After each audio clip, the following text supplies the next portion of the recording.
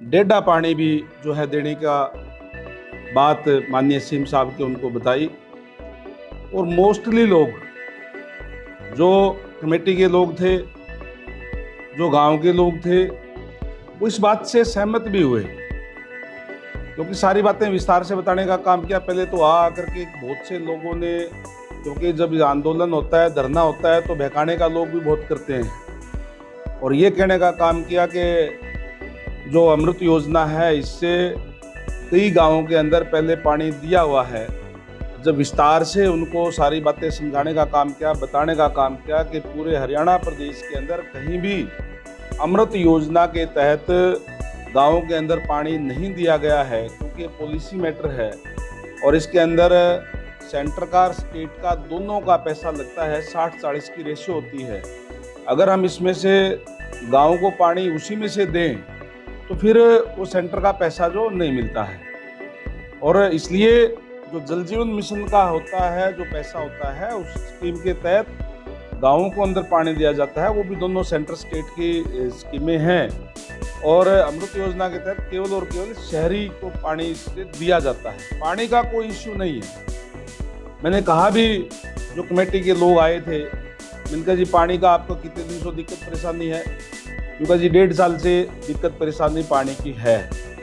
उस 1.5 साल के अंदर क्यों परेशानी है वो भी सारी बातें आई। सरकार ने यूं नहीं है कि उस पर कोई कार्रवाई ना करी हो।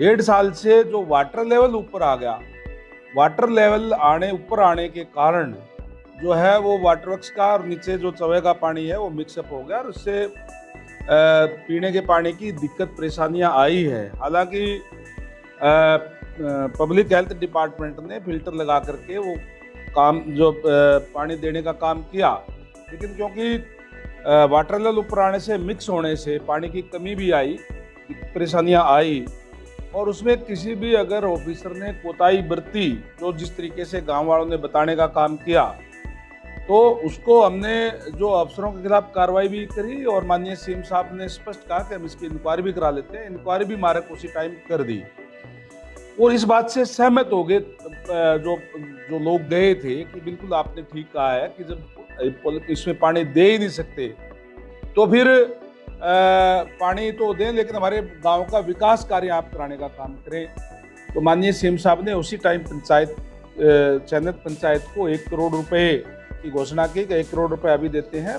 जैसे उन्होंने निमंत्रण दिया सीएम साहब को कि आप चयनित गाँव के अंदर आएँ, और सीएम साहब ने शहर से उस बात को स्वीकार किया, मैं चयनित गाँव के अंदर आऊँगा, जल्दी टाइम रख करके आप इसको धरने को समाप्त करें, और जो भी आप डेवलपमेंट की बात कहेंगे वो कोई दिक्कत नहीं है किसी भी तरीके की, वो हम पूरी करने का काम जो है वो करेंगे। और इस बात से सारे ग्रामीण जो है खुश होकर के वहाँ से आए कि हमारी ठीक तरीके से बात हुई, और उन्होंने ये कहा कि हम गाँव वालों के सामने बात रखेंगे। माननीय सीएम साहब ने यह भी कहा कि आज का टाइम दिया था कि अगर आप बात रखना, और धरने को समाप्त कराने के लिए जो है मेरी ड्यूटी भी लगाई कि पब्लिक हेल्थ मिनिस्टर के नाते भी, लोकल यहाँ होने के नाते भी, और माननीय विधायक जी हैं विनोद भैणा जी, ये दोनों आएंगे और आकर के प्रशासन भी साथ चला जाएगा और उसको धरने को समाप्त कराएंगे। लेकिन मैं फिर यही कहूँगा कि किस तरीके से लोगों ने आकर के जो लोग बहकाने का काम कर रहे हैं, मैं तमाम ग्रामवासियों से फिर एक बार आपके चैनल के माध्यम से निवेदन करूंगा कि किसी के बहकाने के अंदर ना आए।